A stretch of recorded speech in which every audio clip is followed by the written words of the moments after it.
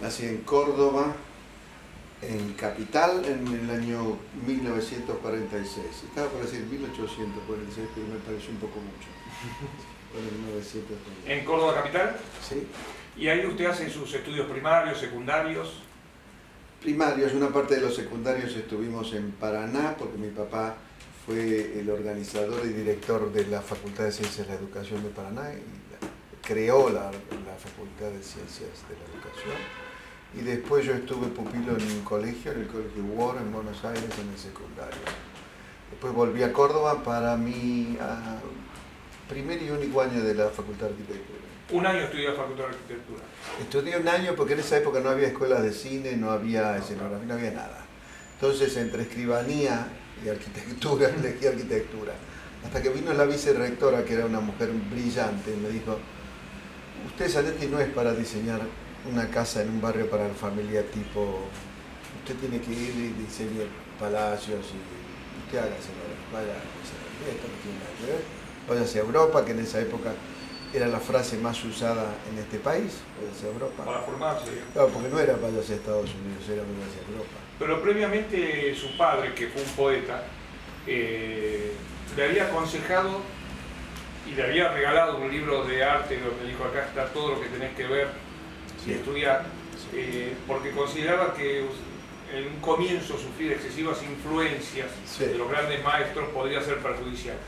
No, el problema no eran los grandes maestros, eran los pequeños maestros. Yo quería estudiar Bellas Artes porque uno tiene la tendencia de querer estar con otra gente que hace lo mismo que uno, en vez de estar solito en un cuarto. Y en ese momento estaba, la abstracción reinaba como tendencia, no se podía pensar de otra cosa que lo abstracto. Y yo claramente era un pintor figurativo desde la infancia. Entonces mi papá me dijo, mira, no vas a resistir ser parte de una tendencia y después te va a llevar 10 años volver a lo que vos querés hacer, que es la figuración. Entonces resistí, y además me dijo, los profesores en las escuelas de arte no son grandes maestros artistas, son artistas que han tenido sus problemas. En fin, me bochó eso, pero me regaló una colección de libros, 70 tomos de la colección de Esquina, que en ese momento era la mejor que había. Y me dijo, bueno, acá está, esto es toda la historia del arte, arreglátela. Y le digo, ¿y la técnica? ¿Todo el tema técnico? Ah, no, la técnica la tiene que inventar un pintor, vos tenés que inventar tu técnica. Y así fue. Y ahí arranca con el dibujo. Yo venía pintando de antes, pero digamos, esto, lo que me negó, no me negó, lo que él me sugirió evitar era la academia.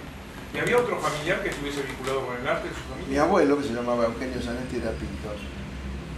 Suizo. ¿Y usted ha tenido hermanos? Tengo un hermano, Abelardo, una hermana, Paloma, todos tienen hijos, numerosos hijos. Mis hermanos, nosotros somos mitad suizos, mitad argentinos. Mi hermana con toda su familia vive en Suiza, mi hermano vive acá. Y ha trabajado mucho conmigo, hemos colaborado acá y en Estados Unidos mucho en cine. ¿Y su formación en teatro cómo viene?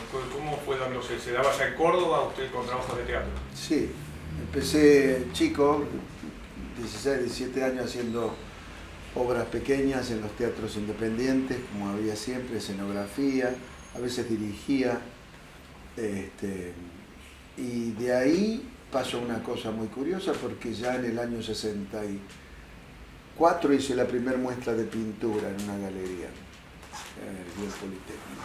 Figurativo siempre. Sí, muy, en este libro que ha hecho Mecenazgo Cultural ahora, donde se pasa como revista, uno puede ver los cuadros de los 60 y 70 y es muy, yo no sé si coherente es la palabra, claramente es el mismo pintor.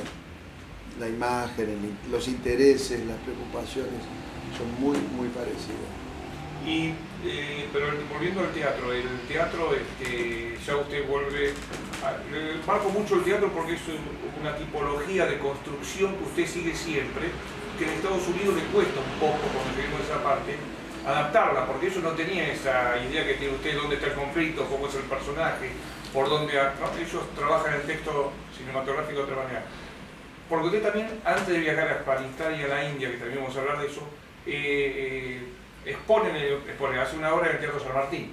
Sí. Sí, yo empecé a trabajar, bueno, en el San Martín en el 64, en realidad, 64, 65 hicimos una obra con Lito Cruz y Elena Tritec. ¿Recuerda el nombre? Sí, se llamaba Una corona para Sansón. Bueno, éramos muy jóvenes. Este fue mi primer trabajo de escenografía en Buenos Aires. Y al año siguiente, básicamente un año después, me fui a Europa.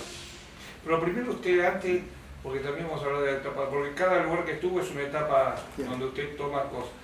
Afganistán e India. Sí. Usted Afganistán e India, que dice, no sé por qué me fui, pero ya tenía usted algunas lecturas de los sufí. ¿Por ahí fue un poco atraído por todo eso?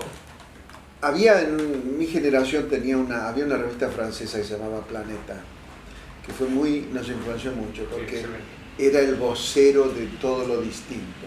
Desde platos voladores hasta Gurdjieff, filosofías de todo, literatura, arte, ciencia, literatura. Era como nuestra Biblia. Y apareció un francés a dar una conferencia en Córdoba sobre la revista Planeta.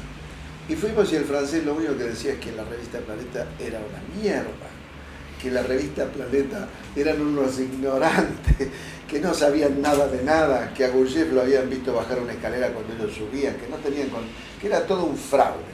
Entonces nos quedamos con la boca abierta. Me acerqué a este hombre y me dice, no, lo que a usted le interesa se llama sufismo. Venga a mi hotel y yo le voy a explicar. Fui, me explicó, y un año después estaba en París siguiendo ese perfume. ¿Y cómo fue la experiencia de Afganistán en la India? Porque hay poca documentación de qué hizo usted en Afganistán, qué hizo en la India. ¿O solo como un viajero curioso? No, yo le pregunté a Omar Ali Shah, que era un maestro sufí con el cual me puse en contacto en ese momento. Quiero aclarar una cosa con el sufismo. El sufismo es una filosofía, no es una situación religiosa.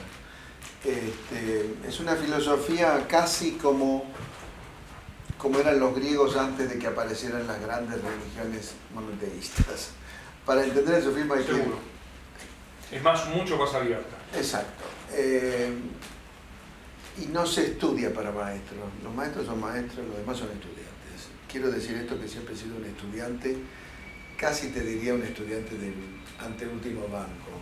Soy un observador del sufismo, no quiero aparecer como un experto, pero me han soportado y tolerado durante 50 años.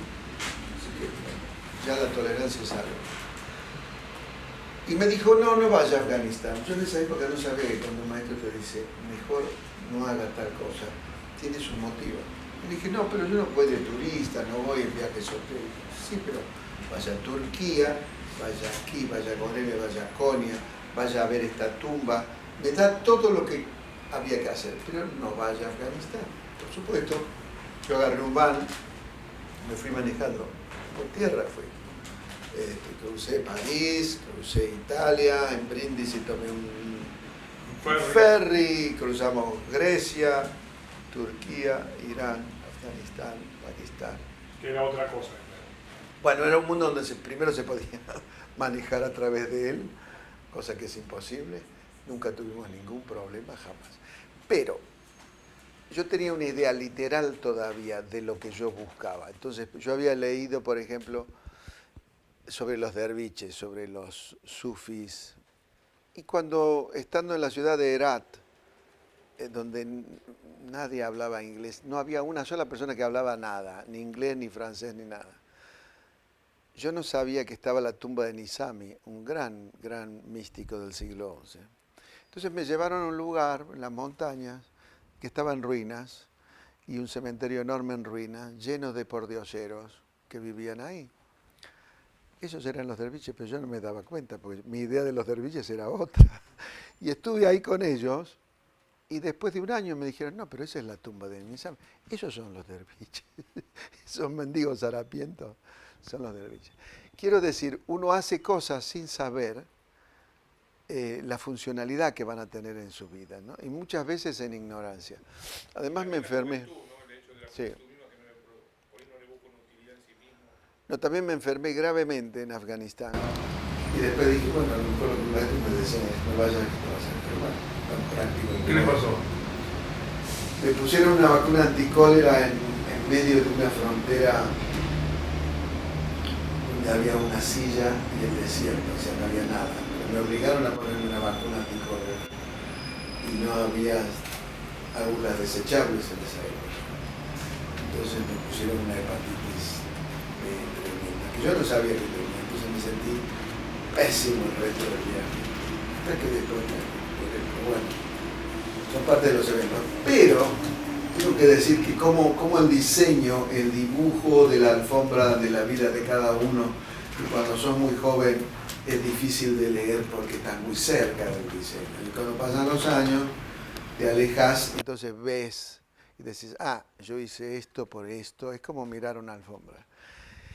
Y en realidad lo que ocurrió fue que yo volví a Italia y me puse a trabajar como escenógrafo e hice una pequeñísima obra de teatro off. Ahí conocí a Pasolini.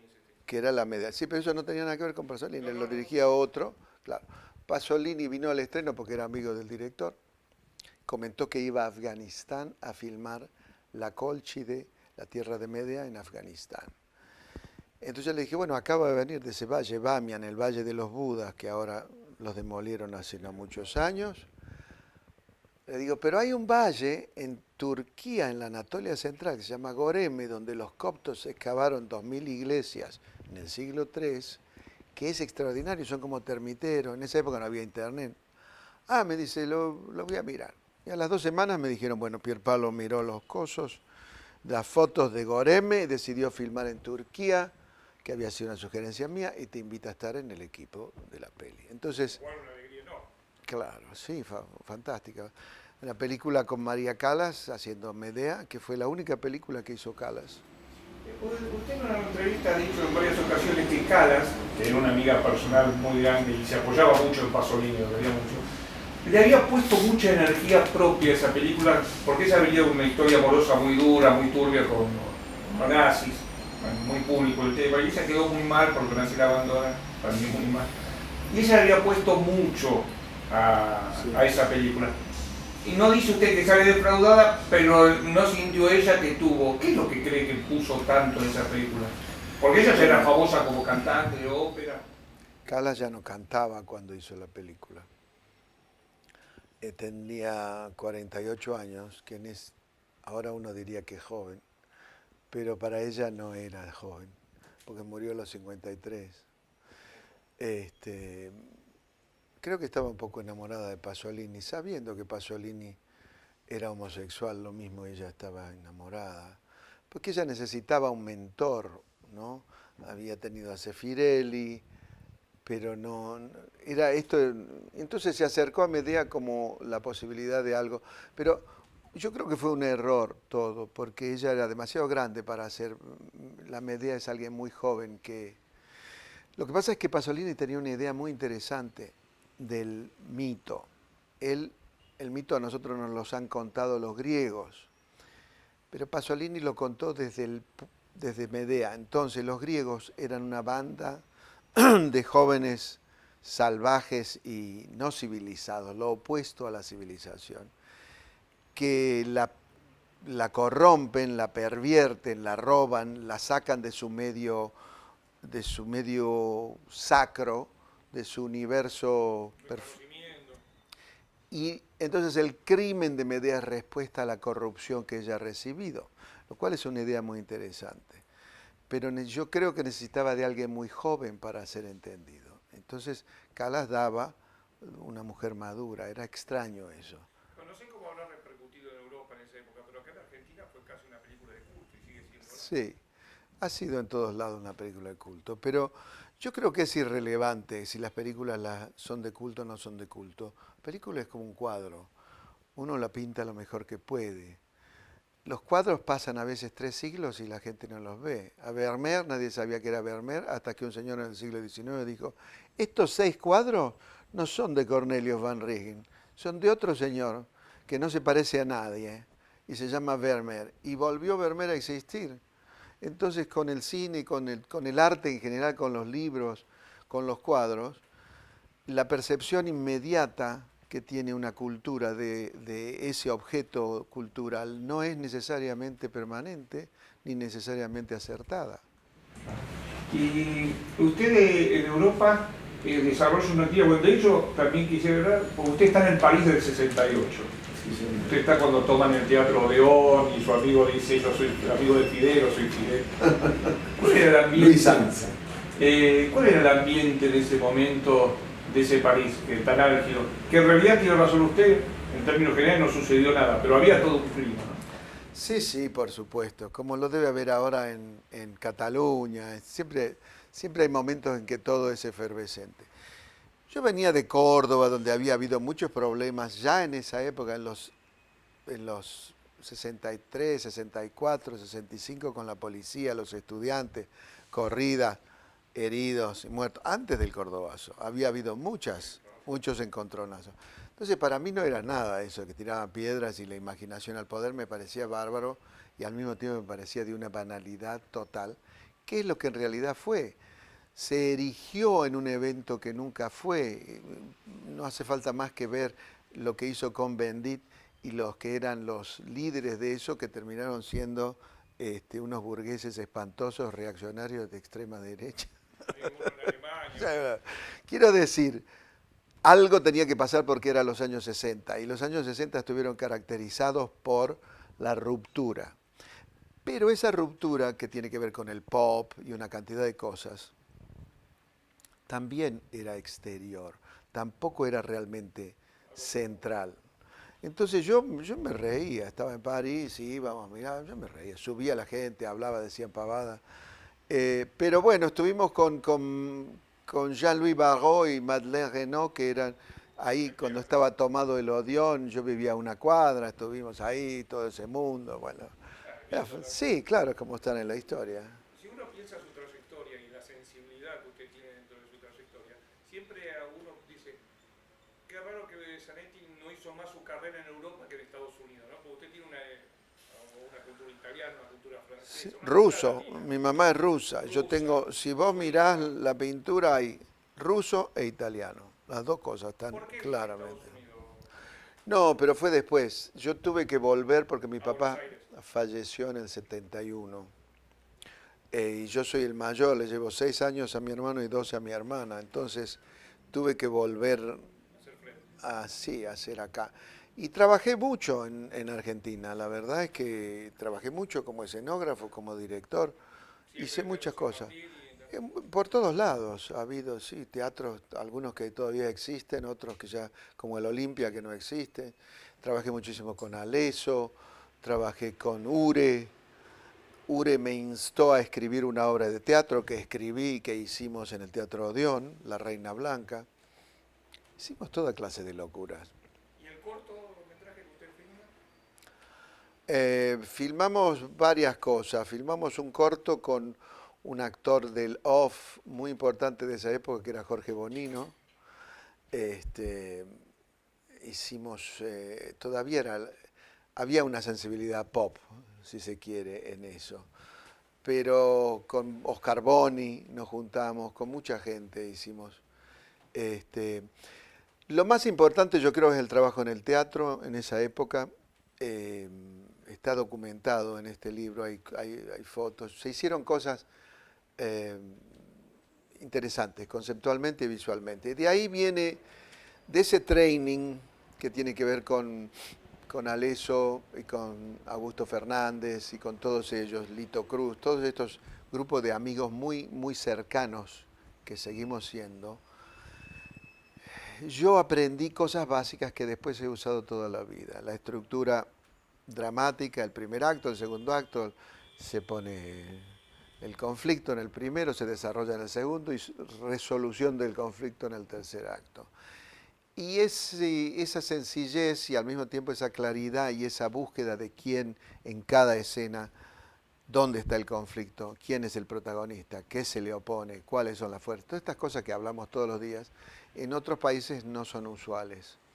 Y yo creo que eso me ayudó mucho en mi carrera en Estados Unidos, porque me daba un rigor invisible para los demás, pero yo sabía exactamente cuando desde mi punto de vista no funcionaba, ¿no? Claro, porque usted hace una película que es Más allá de los sueños, donde solo parte todo el trabajo que hace vive en el fondo del volcán. Sí, sí, no y esa tenía... frase usted desarrolla toda una escenografía. Sí, es más un mundo, porque el trabajo de lo que en Estados Unidos se llama el diseñador de la... Production designer, que se traduce como diseñador de producción, no quiere decir nada. En inglés es una producción diseñada por, a production designed by. O sea, lo único que hace el production designer es diseñar la película, pero va más allá de dibujar los sets. Propone el universo de la película y junto con el director lo inventa. Entonces, no es solamente cómo son los sets o las escenografías, sino cómo ese mundo es ese mundo en función de la narrativa central. Es conceptual el trabajo. Después se vuelve un trabajo en el cual hay que usar la experiencia y lo que uno sabe y los estilos y las épocas y todo eso. Pero primero es simplemente, por ejemplo, en Más allá de los sueños, el guión decía una ciudad en el cielo y una ciudad en el infierno. Y a mí me pareció que el resultado no podía dejar de ser kitsch si hacíamos la ciudad del cielo y del infierno, porque no existe tal cosa. Y aunque fuera metafórica la película, entonces yo propuse que cada personaje tuviera su propio cielo y su propio infierno.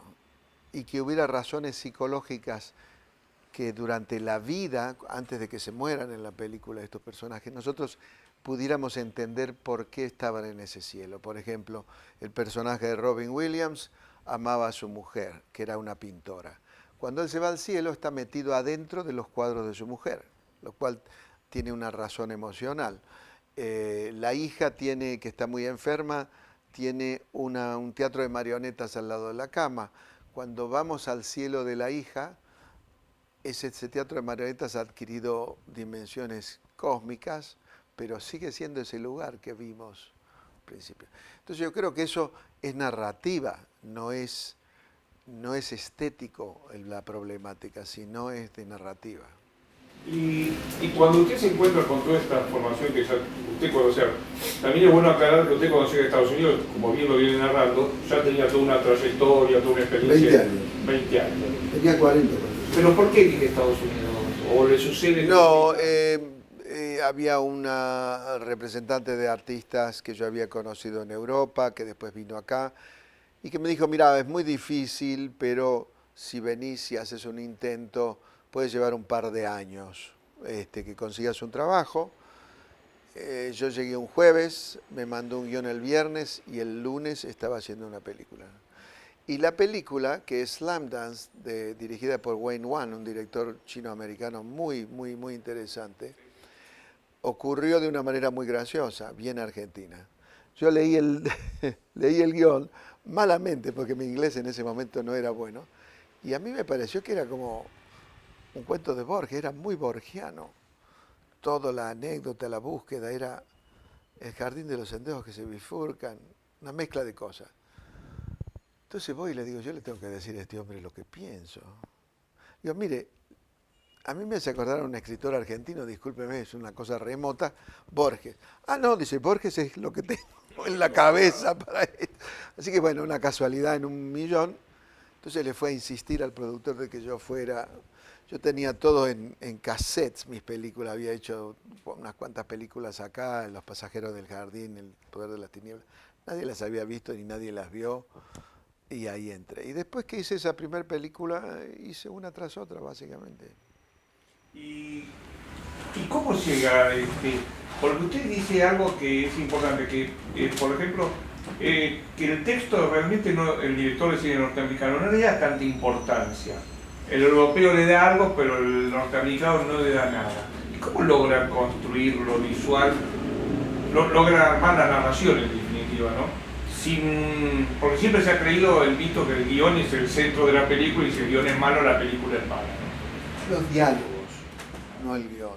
Los diálogos del guión es donde está el peso y la razón por la que se ha vendido ese guión es por cómo está escrito los diálogos. ¿Dónde eso ocurre? ¿Cómo ocurre? ¿En qué circunstancias? ¿Y por qué es un invento del director, del production designer? Es un invento. Y el escritor es muy respetuoso en no poner nada, no hay guión técnico como en los países latinos. Nada, es simplemente un texto, son diálogos que ocurren en un ámbito no descripto. Entonces hay una gran libertad en ese sentido. Tiene el director y el de production designer tiene una gran libertad para inventar. Bueno, uno desarrolla toda clase de tácticas para engañar en mi trabajo, porque nadie quiere oír hablar de nada. Entonces vos no les decís, hacés, manipulás, mentís, y de repente cuando está hecho todo el mundo dice, ah, qué fantástico, esto es genial, pero si pueden evitarlo, lo evitan. Entonces, por ejemplo, en restauración... Hay una recuperación de época muy fuerte. Sí, pero que es un invento, no es, está hecha en función de la narrativa, esa corte. Tan es así que en el estreno, que fue un acto público con el príncipe Carlos de Inglaterra y todas las historias, porque era sobre su tío bisabuelo Carlos II la película. Él vino, se sentó delante nuestro, miró primero nos presentaron y pregunta algo a cada uno y me dijo si me había sido posible ser preciso con la época. Esto es antes de la proyección. Le dije, mire, Alteza, parece de época, pero es ciencia ficción, le digo, está todo inventado. Ah, bueno. Y se sentó delante nuestro. Cuando terminó la película se dio vuelta y dijo, ya hubiéramos querido tener esa corte. Bueno, es un invento en función de lo que le pasa al protagonista, que no es el rey. Pero, ¿y usted de algunos trabajos hace investigación histórica? Después que están las ideas, se investiga, no antes. Las ideas son, ¿qué es necesario para que el protagonista tenga su conflicto en esta escena? No sé, una boda en las aguas flotando, para decir cualquier cosa, porque es la primera vez que va a ver a la mujer que va a hacer su perdición, porque el rey le dice, usted se puede casar con mi amante y lo voy a hacer noble, pero la condición es que no se enamore. En el minuto que la ve, uno tiene que entender que se enamora. Entonces no puede ser que abre la puerta y entra. Tiene que hacer una entrada acorde con lo que le va a pasar al protagonista. Y en la película son barcas y ella llega y parece la reina de la noche y él se vuelve loco. Bueno, pero era importante, para lo cual mi estrategia fue usar un solo set. Hice una cosa a la Argentina, de teatro, no de cine. Hicimos 14 columnas gigantescas que estaban sobre ruedas y esas columnas configuraban todos los corredores, las salas, todo el palacio era eso. Y ese estudio donde se filmó era además un tanque de agua, pero eso no lo sabían. Entonces en un fin de semana subimos las columnas al borde alrededor, se llenó de agua, se pusieron las barcas y el lunes cuando llegó el equipo estaba todo hecho y no se podía ir hacia atrás. Y se filmó esa escena. Las cosas que a la gente le parece que son irrelevantes y por las que hay que pelear más en una película son las que la gente se acuerda después. Esas son las cosas que se acuerda la gente. Y generalmente también usted dice que la parte que menos se difunde de los trailers es lo que más se acuerda también la gente, ¿no? Claro. ¿Y qué criterios tiene usted para elegir una película que le proponen? ¿Para aceptarla? Porque por ahí a alguna no le interesa hacerla. ¿Qué tiene que tener la película como para que usted diga, bueno, acá yo puedo desarrollar un trabajo? Tiene que tener a alguien en el equipo, sea el productor o el director, con imaginación. Alguien que tenga un interés conceptual que no sea un producto solamente. A pesar de eso, yo he hecho películas que son productos, porque a veces ocurre, por ejemplo, El último gran héroe, la película de Schwarzenegger, es un producto, pero a mí lo que me gustó de esa película es que era un cuento de hadas, es un personaje de ficción que sale del film y tiene que vivir una experiencia en el mundo real, y eso me pareció que conceptualmente era interesante y que narrativamente era interesante. La razón por la que se hizo es que nosotros estábamos preparando hacía 2 años otra película con John McTiernan, el director, que es una película que nunca se hizo, se llamaba Una princesa de Marte, de Disney, que ocurre en Marte en 1860 y para la cual hice muchísimo trabajo. Y como eso no funcionó porque el actor, whatever, me llamó y me dijo, bueno, aterrizamos en otra, empezamos mañana. Dije, bueno, vamos. Entonces terminé haciendo una película que no era mi objetivo, Schwarzenegger y todo eso, pero sin embargo la película es interesante visualmente. Por ejemplo, ¿qué diferencia hay, más allá del rol intelectual, porque Pasolini fue y es uno de los intelectuales más influyentes y brillantes que tiene Europa, pero Gran poeta. Y como gran poeta también. Pero para usted que viene con una formación casi diría clásica, trabajar con Michael Hoffman en restauración, que era un director de productores, o sea, alguien que le dice, mira, viene el productor y dice, vamos a filmar esto, y el tipo dice, bueno, perfecto, te ponen ese icono. No, pero no es así, Mike. Nosotros habíamos hecho ya 3 películas juntos. Yo había hecho Yo quiero a mi novia, se llama en español, Some Girls, una comedia en Canadá. Habíamos hecho Promised Land con Kiefer Sutherland y Meg Ryan. Habíamos hecho Soap Dish, sopa de jabón habíamos trabajado mucho y Mike venía del cine independiente. No, nosotros y formamos una compañía que es Oxford Film Company, que éramos nosotros los que nos metíamos. Y desarrollar una novela tan compleja como Restauración para el cine, que lo hizo Oxford, era un trabajo, no, era un trabajo muy complejo, nadie nos daba órdenes. No, inclusive el productor de estas películas, que era nuestro, era de Oxford, no era de afuera. Y por ejemplo, usted seguramente antes de aceptar el proyecto tiene una charla con el director, con el productor. ¿Le ayuda a usted en la decisión que el director tenga claro su objetivo, que sepa qué quiere hacer? Claro, las películas que después, por ejemplo, Mike Hoffman me llamó para hacer Sueño de una noche de verano. Y me dijo, lo voy a hacer en Italia en el siglo XIX. Le dije, ¿por qué? Porque me gusta el siglo XIX. Le digo, no, bueno.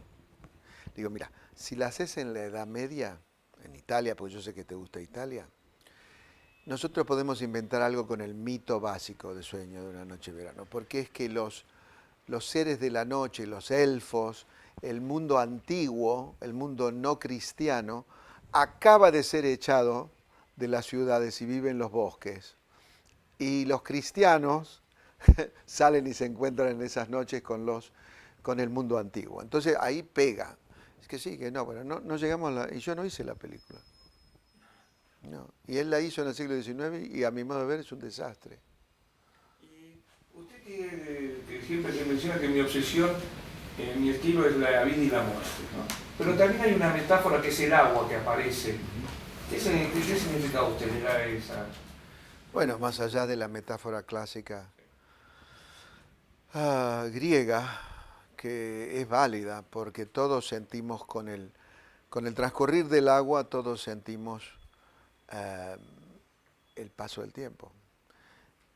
Al mismo tiempo, como es eterno el transcurrir, el tiempo pasa continuamente y nunca deja de pasar.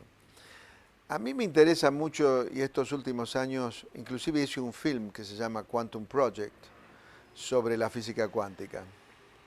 Me interesa mucho la física cuántica porque enuncia lo que los místicos venían diciendo desde hace 20 siglos, pero ahora es ciencia.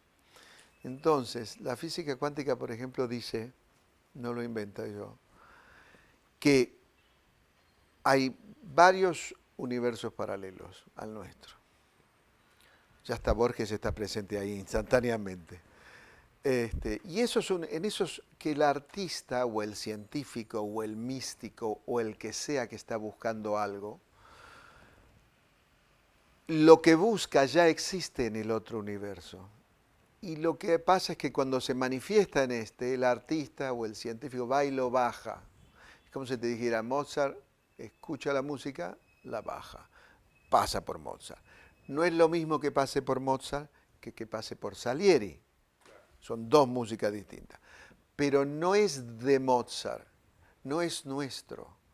Existe en otro universo. Nosotros lo bajamos. Me encanta ese concepto. lo percibimos. Cuando uno lo escucha a usted en las entrevistas hablar del primero, segundo y tercer acto, que también me gustaría desarrollar esa idea, es un poco esto, ¿no? Como que son mundos paralelos, con su independencia, por supuesto, y sus particularidades, pero mundos paralelos. ¿Cómo los relacionan eso? ¿Qué es el primer acto, el segundo acto? Bueno, en términos estrictos de narrativa dramática, el primer acto es donde se establece el conflicto de una obra, de una pieza. El segundo acto se desarrolla y en el tercero se resuelve. Eso no significa final feliz, necesariamente.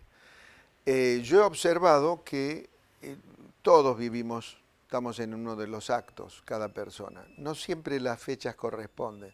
Mi primer acto duró hasta los 40 años. Mi segundo acto duró de los 40 a los 60. Ya llevo 11 en el tercer acto. Yo llamo escena 1, acto 3, porque supongo, imagino que va a haber una escena 2. Bueno, como tienen una funcionalidad los actos, y uno lo observa en la vida, el primer acto es, se crea el conflicto y se crean las necesidades y se crea lo que uno quiere. El segundo acto es expansivo, uno anda por el mundo, va, gana premios, sube, baja, es así. En el tercer acto uno recupera lo que quería hacer cuando empezó. Entonces el tercer acto se conecta con el primero, con las necesidades del primero. Entonces volver a la tierra natal, por ejemplo, tiene sentido. Volver a las, por ejemplo, yo estoy pintando muchísimo más ahora que durante mi segundo acto, porque lo que yo originalmente quiero hacer es pintar. Entonces se empiezan a cumplimentar las necesidades del primer acto en el tercero. O sea que usted más o menos seguro está de acuerdo con aquella frase de Freud, que todo sucede en los primeros 8 años, ¿no? Sobre todo entre los 3 y 8 o 10 años, que todo lo que se construye en la personalidad. Y usted tomando un poco esto dice el tema de la estima, que usted tuvo la suerte de que sus padres al estimularlo lo estiman, le crearon una autoestima como para trabajar. Pero uno encuentra también historia de arte, poetas como Baudelaire, que la autoestima pobre la tenía, o Van Gogh. Sí. No, el tema es, la estima o la no autoestima no tiene nada que ver con el talento. El tema es cómo transcurrís tu trabajo creativo. Si no te ayudaron, si te dijeron no sos bueno, literalmente o en silencio, como mandato, vas a hacer todo lo que tenés que hacer, pero con enorme sufrimiento. Si te dijeron, sos ok, podés disfrutar. Pero si te dijeron, sos Leonardo da Vinci, también vas a sufrir, porque no sos Leonardo da Vinci. Entonces, el punto medio en el cual los padres te ayudan y no te arruinan el resto de tu vida es delicado. Usted filma una película que se llama Amapola. ¿Qué puede decirnos de esa película? ¿Qué satisfacción ha sentido? ¿Cómo la ve ahora luego? Y sobre todo, esta película que usted mencionó antes, Quantum Project, que fue filmada muchos años antes, con respecto a Amapola, que fue filmada a los 50 años más o menos suyo, o sea, hace más. ¿Amapola? Sí. Hace 5 años. 5 años. Yo tenía 65. Claro, pasaron años. ¿Cómo cambió esa idea suya del cine? Por supuesto, contó una experiencia. Bueno, es vasto, porque acá hay un problema técnico, práctico, y es que cómo se hacen las películas y cómo se producen, y otro que es conceptual, que es la película que yo quería hacer. La primera parte es que yo quería hacer una pequeña película bien personal, pero mis productores atrajeron, usando mi nombre, a Fox Internacional, lo cual fue muy bueno porque Fox fue coproductora. Lo que pasa es que Fox tenía objetivos distintos de los nuestros. Gente muy naif, que tenía una visión muy simplista de esto como una comedia para gente joven. Entonces yo no tuve armas en la lucha de edición para que la película fuera mi película. Perdí la batalla, lo cual en esta etapa de mi vida es grave. Voy a recuperar en algún momento los derechos, la voy a reeditar como yo pienso. Los americanos quieren que todo tenga un gran final. No se lo digo para consolar, pero casi la historia del cine, de los grandes directores de cine americanos, el problema fue ese. Sí, no, son escenas de hecho, clásicas. Orson Welles es uno de los clásicos. Escena clásica, estoy dentro del lot de Fox. rodeado de 10 personas con las cuales estoy peleando por cada toma y cada corte, en las cuales pierdo 20 de cada 15. Entonces, ¿la película es representativa? Sí, porque es un cuento que yo quería contar y contarlo de una cierta manera. Refleja mi infancia, mi adolescencia, por épocas, los 60, los 70, los 80, mundos que conocí, vistos desde un punto de vista mítico, te diría. El resultado final, eso es otra cosa. Pero la voy a recuperar, voy a hacer lo que pasó con Blade Runner. Hay una vieja anécdota de Diego Rivera con Rockefeller. Rockefeller lo convoca a Diego Rivera en su edificio mítico de Manhattan a hacer un mural, que por supuesto a Rockefeller no le gustó. Estaba Lenin en el mural, entre otras cosas. Entre otras cosas. Entonces le pide que saquen eso. Entonces Diego Rivera le dice, no, la pintura es mía. Y él le responde, no, la pared es mía. Esto es un poco eso, ¿no? Como que la plata es mía y ellos manejan. Sí. Pero un detalle que a mí me parece interesante. La jefa de producción de Fox era soviética, rusa, se llamaba Ana Kukurina. Y era un sargento soviético, que lo habían puesto ahí porque era un sargento soviético. Entonces, esta mujer tenía una idea básica sobre cómo había que terminar todo. Tremendo. Entonces yo le digo, Ana, cuando eras adolescente en Rusia, ¿no te llevaron a ver cuando se estrenaron las películas de Tarkovsky? Sí, dice ella. Yo fui a ver el estreno de Solaris con la escuela secundaria, es muy emocionante. Le digo, ¿viste la versión americana que se hizo de Solaris, donde está todo un poquito más explicado? Sí. ¿Viste qué basura? Le digo, ¿qué es? Me dijo, te ganaste un punto. Yo tenía que ir a su adolescencia, para que entiendas mi problemática, ir a su adolescencia para to make a point, como se dice en inglés, para que me entendiera algo. Y así fue todo. Orson Welles decía que la pelea con los productores era que uno tenía sueños y ellos no tenían ninguno. Entonces es una lucha desigual, ¿no? Y que termina siempre decepcionando. Hay otra cosa que yo entendí, que es lamentable desde mi punto de vista, y es que como el cine se ha vuelto más fácil, antes era muy difícil llegar a la película, y la gente de alguna manera había trabajado mucho tiempo y estaba pulida en su área, ¿viste? El que escribía guiones, el fotógrafo, el director de fotografía. Ahora, bueno, sacás el teléfono, haces una película. Hay una ética de trabajo que se ha perdido, en el sentido que la gente no sabe bien cuáles son los roles. Eso le hace, perdóname que te interrumpa, sí. Es muy importante lo que estás diciendo. Porque vos partís de tu oficio, de haberlo construido solo. Porque como bien decís al comienzo, no hay escuela, no hay academia, no hay nada. Quiero ser escenógrafo y bueno, ¿qué hay para aprender? Sí. Hoy en día hay toneladas de academias privadas, estatales, y sin embargo hay algo, una chispa que se ha perdido. La gente no sabe. Una chica vende ropa y dice, no, yo voy a ser productora. Se las arregla y a los 2 años está produciendo una película. Y no es que no pueda, a lo mejor la puede producir exactamente igual que fabricando ropa, pero hay un punto donde esta persona no sabe los roles. Entonces, cuando en este caso yo director le digo a mi productora, vos tenés que cuidarme a mí, ella me dice, yo no estoy acá para cuidarte a vos. No a mí, Eugenio. Vos, productora, cuidás al director. Eso de la ética de los roles se ha perdido. Entonces hay una confusión enorme en el cine, en el teatro, en el espectáculo y en la política y en todo. Nadie sabe qué es realmente lo que debe hacer.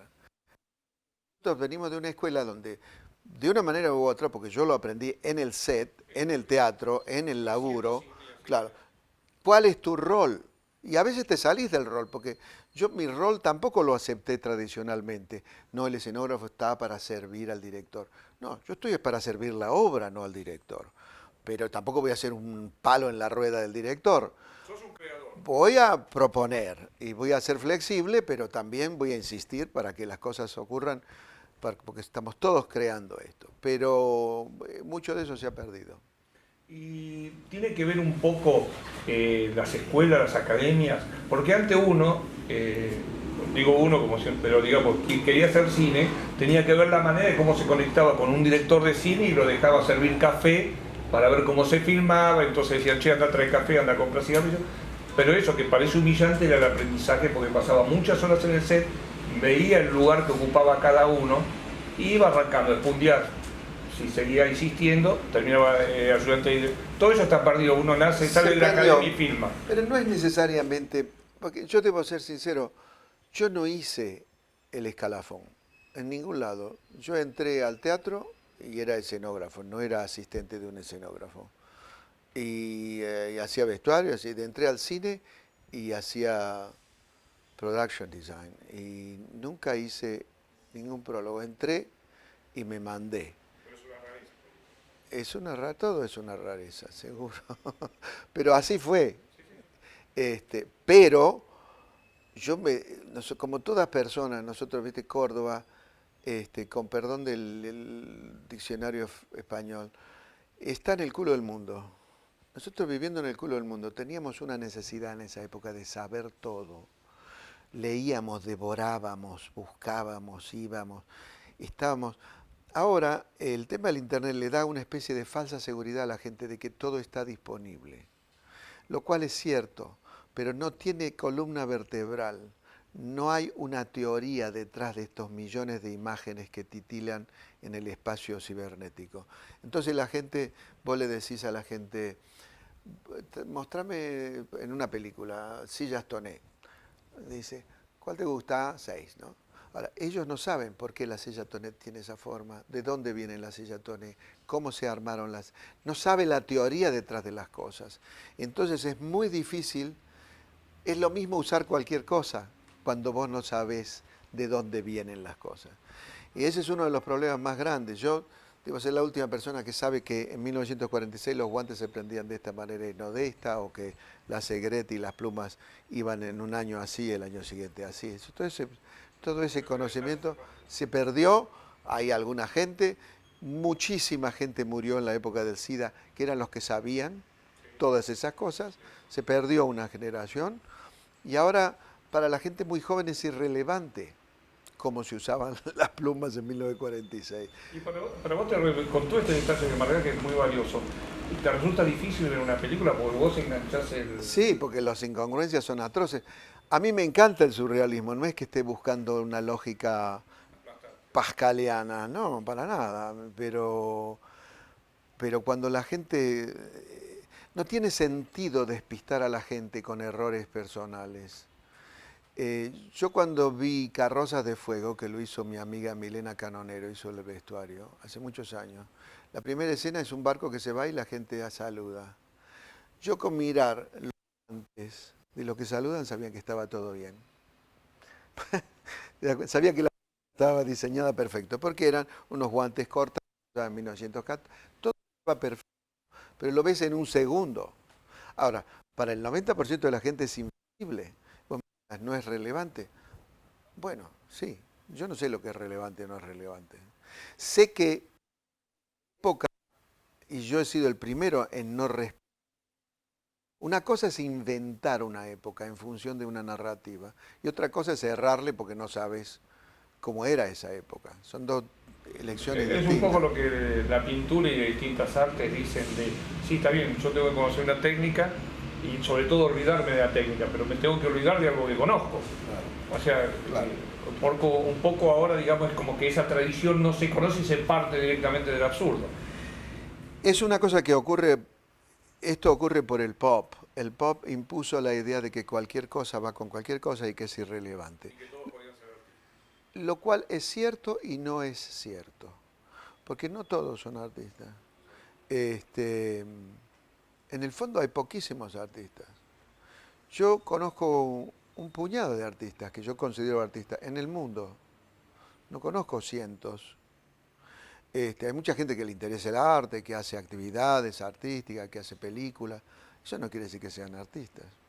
Pero no quiero hablar desde un podio, no, nosotros los artistas. No, simplemente yo me doy cuenta por su trabajo que no son artistas. Tienen otros intereses. Y está bien que lo tengan. Y vos cuando construye su escenografía, ¿pierde la idea de intereses y se aboca, o sea, sacrifica intereses en función del producto final, digamos? Sí, cada obra es un mundo. Estos últimos años he hecho bastante ópera, acá en Colón y afuera, y La ópera tiene una cosa muy interesante para mí en el tercer acto. La ópera es autónoma. Una vez que te dicen, usted haga esta ópera, yo la dirijo, le hago la escenografía, el vestuario, las luces, hago todo, ¿no? Es como un cuadro. Es un universo separado, donde nadie te dice, en cine todo es más colegiado, mancomunado las opiniones, porque hay mucho. La ópera, maestro, ¿usted quiere gente desnuda? Sí. ¿Cuántas personas? Muy bien. Hombres, mujeres, lo va a castear. Lo que vos quieras, está. Y es una gran libertad y es muy parecido al acto total artístico la ópera. Tiene la música, tiene el diálogo, tiene lo visual, tiene todo. Y tiene los roles. Tiene los roles. Ah, es imposible en un teatro de ópera que la gente no conozca los roles, porque no hubieran llegado nunca ahí. Entonces todo el mundo sabe exactamente cuál es su rol. Y usted dice que cuando le dan un texto para hacer la escenografía, lejos de hacer bocetos y notas, lo suyo es el sonido, la sonoridad, que de la palabra, del ambiente, la atmósfera. ¿Qué sería ese sonido? Yo me musicalizo. Básicamente elijo intuitivamente lo que me parece que va con ese periodo que es el de preparación, de conceptualización, y escucho esa música. Cada uno de nosotros tiene botones distintos, ¿no? El botón mío creativo viene más de lo auditivo que de lo visual. Pero eso es una particularidad que tiene cada persona distinta. Pero entonces usted apuesta a esa música y que la idea caiga, digamos, que un día La aparece... idea cae por otras razones, porque yo lo que dije antes de la física cuántica es literal, yo creo que es así. Uno lee un guión, lo deja, no lo intelectualiza, no se pone a investigar, nada. Nosotros adentro tenemos una supercomputadora que tiene recuerdos, que tiene todo lo que miré en mi vida, aquel paisaje en Estambul mirado a través de un ventanuco en un cementerio, todo está ahí, todas las imágenes, todo, todo, todo. Ese trabajo se hace y sale hecho. La película, lo que tengas que hacer, sale hecho, no es que uno lo hace. Después lo desarrolla, le busca las técnicas y las cosas que uno ha aprendido, le da forma basado en la experiencia, pero las imágenes se hacen solas, adentro de uno. Y también usted dice algo que es muy importante, que se utiliza más visual, en lo narrativo se usa más lo visual y no tanto como los latinoamericanos que usan mucho texto. ¿Eso Sí, sigue siendo así? sí. Tendría que ser así.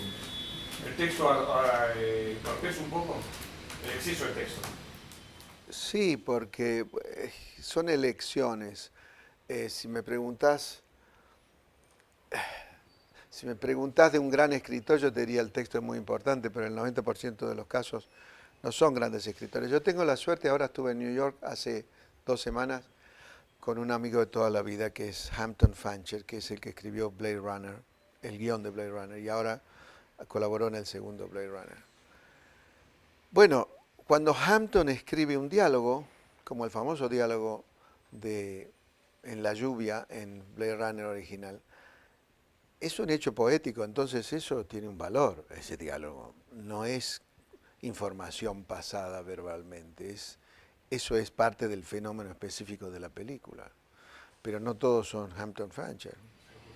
Y otra cosa, usted dijo algo que pasó desapercibido, pero es muy importante. Usted dijo, se desclasificaron los archivos de la CIA y se puede leer ahí perfectamente cómo la CIA genera la difusión del impresionismo abstracto, o sea, de Cunha, Gilborquí, todo ese impresionismo abstracto, el pop, Andy Warhol y todo el Polish, todo, es tan así que y lo utilizan para contrarrestar al realismo socialista que tenía mucha fuerza en los años 60. Bueno, vivimos en un universo de propaganda, nos guste o no. Todo lo que absorbemos es parte de la propaganda de uno contra otro. La propaganda ha invadido de Goebbels para acá, el universo es todo propaganda, claro. Cuando vemos que es un hecho, porque son hechos que se han hecho públicos ahora, nos damos cuenta de que imponer en el mundo de la manera en que se impuso una parte del arte, el pop, la abstracción, una serie de cosas como el arte moderno, fue un plan de la CIA de propaganda política, lo cual no está ni bien ni mal, porque los artistas eran grandes artistas. Pero el hecho que fueron impuestos, nos fueron impuestos, y que nada que no fuera eso era moderno, la idea de lo moderno. Lo cual usted se resiste mucho. Claro, la idea de lo moderno, no estoy usando deliberadamente lo contemporáneo, porque fue un negocio vendernos lo moderno, político. Ha cambiado todo nuestra percepción desde el año 50 en adelante, y hasta ahora vivimos eso, de cuáles son las vanguardias. Y a mi modo de ver, no son tales, ¿viste? Entonces, yo nunca me he ajustado a eso deliberadamente, y además porque no me interesa. Pero me doy cuenta de que que yo al no jugar ese juego, tenés que empezar a dar explicaciones. Entonces, en este libro, yo tengo una larga disertación, no yo, Jorge Caterbetti, pero lo hicimos juntos, sobre de dónde viene la idea del kitsch, por ejemplo. El kitsch era un movimiento, un movimiento muy moderno, hecho adrede en la Viena del 1860, y de ahí, ¿cómo se convirtió el kitsch? Porque en este momento, por ejemplo, cualquiera que pinte, que ponga óleo sobre una tela, ya es kitsch, desde el punto de vista del conceptualismo y de la post. Entonces es una falta de libertad enorme que ha sido creada por un hecho que empezó siendo un hecho político y ahora nos ha invadido. Nosotros, todo viene del pop. Lo que no es pop no existe. Pop como concepto, como idea, y a mí me parece tremendo. Claro, uno que seguramente, como usted dice, de hecho dice, están en internet los archivos desclasificados. Claro, uno piensa y dice Franco Jara, Leo Castelli, toda esa gente que difundió tanto, era instrumento de esta gente, ¿no? Bueno, se hicieron multimillonarios, por supuesto, todos ellos y los artistas. Los artistas pasaron de valer entre 5 y 10 mil dólares a valer en 15 años entre 5 y 10 millones de dólares. Como ya yo. Sí, claro. Usted siempre habla del síndrome de Sunset Boulevard, al cual le teme, pero también lo mira con mucho humor. Ya me salvé. Sí, pero es difícil, supongo yo, que para un artista decir, no, yo no voy a caer en esa dama que baja por las escaleras y dice, el cine que pequeño se volvió frente a mí que soy tan grande, ¿no? Creo que un artista sigue creando y es inevitable que caiga en su salsa. No, eso tiene que ver con Hollywood y con la carrera, más que con el trabajo creativo. La carrera, la idea de que en Hollywood la gente trata de que su segundo acto se extienda para siempre, que no exista el tercer acto, esta especie de juventud permanente, eterna, que es imposible de sostener y que lleva a los peores excesos. Yo de cualquier manera tengo ya aceptado que estoy en el tercer acto, avanzado tercer acto, y he abrazado la posibilidad del tercer acto como una posibilidad creativa. De hecho, estoy haciendo cosas que no hice en el segundo acto y que quería hacer. Ahora voy a hacer otra película. Estoy haciendo mis propias películas que yo no hice durante 25 años.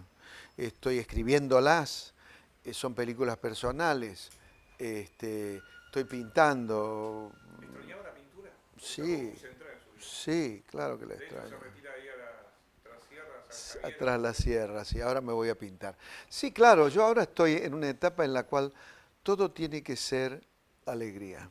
Lo que no me traiga alegría, no lo hago. Eso es la gran cosa del tercer acto. Tiene que haber... Placer, digamos. Sí, no, me rehúso a usar placer porque no se entiende bien. Tiene que producir una alegría interior lo que uno hace. Si no, aunque sea un proyecto fabuloso. Como diría tu abuela, no me presente gente. Exacto. Bueno, mucho de eso es real, sí, sí. ¿Y cómo vivió usted la entrega del Oscar?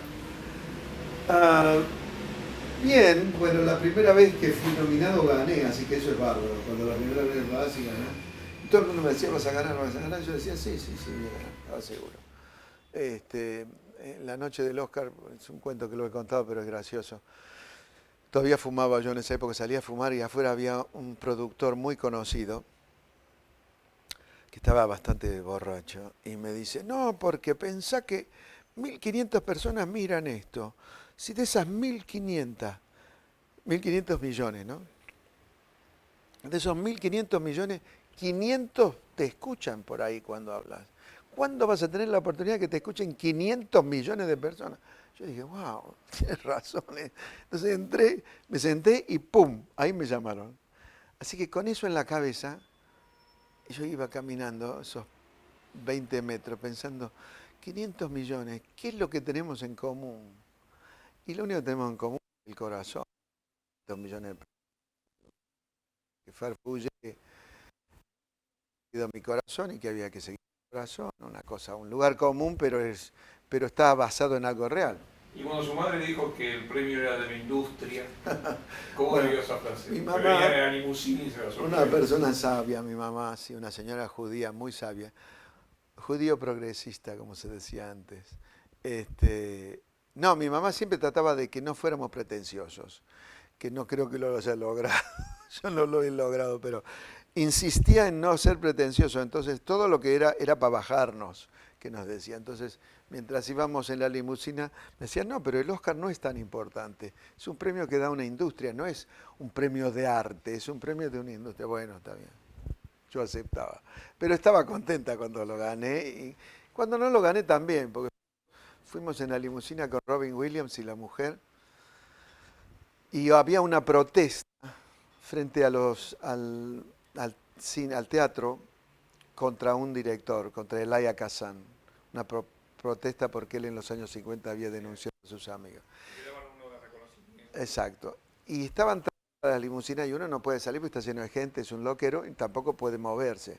Entonces empezamos a abrir las botellas de champán y tardamos media hora y nos tomamos 2 botellas de champán entre 4, incluida mi mamá. Cuando llegamos a la alfombra roja, se abre la puerta y Robin rueda literalmente en la alfombra roja. Pero era Robin Williams. Nadie sabe si es porque está borracho o porque está... Y hace todo.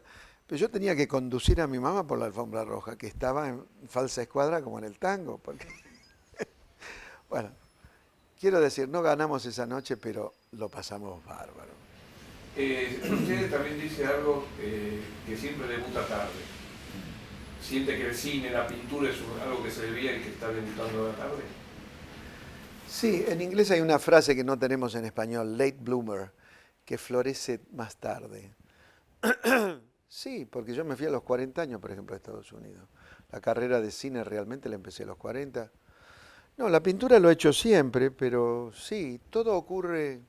¿Ves? La primera película la hice en el año 2000, también tenía 60 años. Sí, me ha tocado todo. Mucha preparación, mucho trabajo, mucha preparación y al final algunas cositas. Y usted también dice que la idea de la teoría de la modernidad, la postmodernidad, todo eso, usted se resiste a eso. Tiene que ver con la tecnología porque el Renacimiento abarcó la vida y el arte en su momento. Y como que la tecnología, sin ser el Renacimiento, tal vez lo sea, lo estudiarán en un futuro, nosotros estamos muy encima como para verlo. Pero yo uso la tecnología,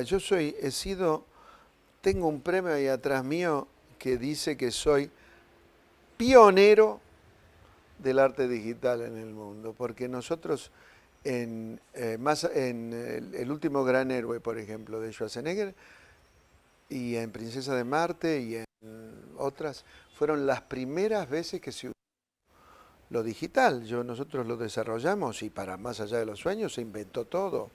La mayoría de los programas que se usan, todos esos programas para que se muevan cosas, fueron inventados para Más allá de los sueños. Así que para mí la tecnología es muy importante, es una extensión de nuestros brazos muy grandes. Yo a veces pinto, después lo trabajo digitalmente, después lo vuelvo a pintar. Yo no tengo ningún prejuicio. Un escenógrafo muy importante argentino, Tito de Bursa, él dice que en realidad la tecnología no cambió nada, porque yo sigo poniendo una parrilla, después baja la otra parrilla. Lo único, bueno, antes me lo hacía alguien, ahora yo lo dejo todo... No, pero eso es la manipulación en el teatro, sí, lo tecnológico. Pero en la parte creativa,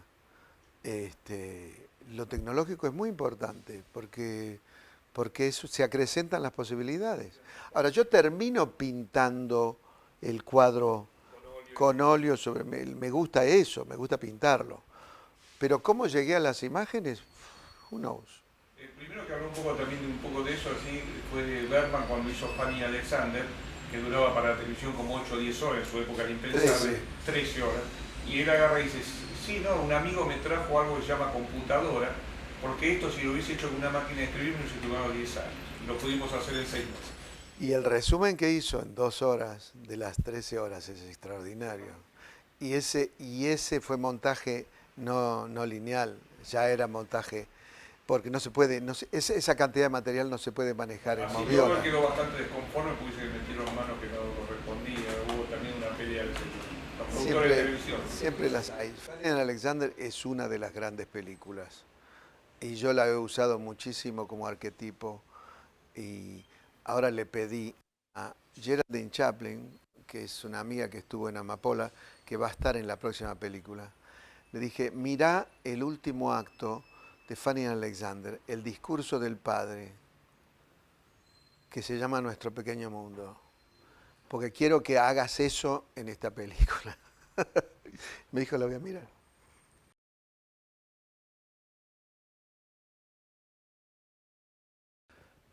Hay un gran escritor latinoamericano que dice que el mundo es ancho y ajeno. Yo siento que el mundo es ancho y nuestro, no nos es ajeno, y cada vez nos es menos ajeno.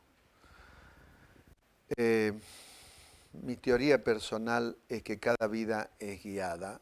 No estoy hablando de cosas celestiales necesariamente, pero que el dibujo de cada vida existe y que lo que tenemos que hacer es seguir la trama de ese dibujo, que nos va a llevar a lugares impensados. Lo más importante es seguir al corazón y si te toca ser artista, que no es más ni menos que otra cosa, o te toca ser científico o te toca ser místico, seguir con pasión y con absoluta y total dedicación esa vocación. ¿Cómo, dónde? Es irrelevante. Se puede pintar, se puede crear arte en cualquier lado. No hace falta ni estar en Hollywood ni estar en ningún lugar. No hace falta plata, no hace falta dinero. Hace falta seguir esa necesidad interior. Una vez que uno la sigue, naturalmente se siente muy alegre, así que es perfectamente agradable y sencillo. No hay drama en seguir la vocación.